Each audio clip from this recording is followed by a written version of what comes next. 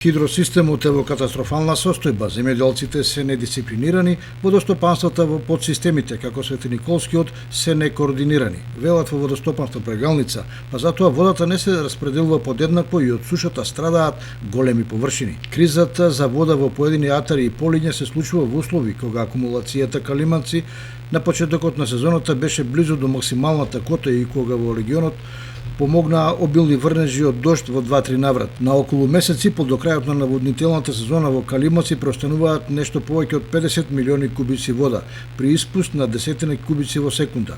Ако овие количини се бруто вода во езерото, тогаш реално резервите за наводнување се околу 40 милиони кубни метри вода.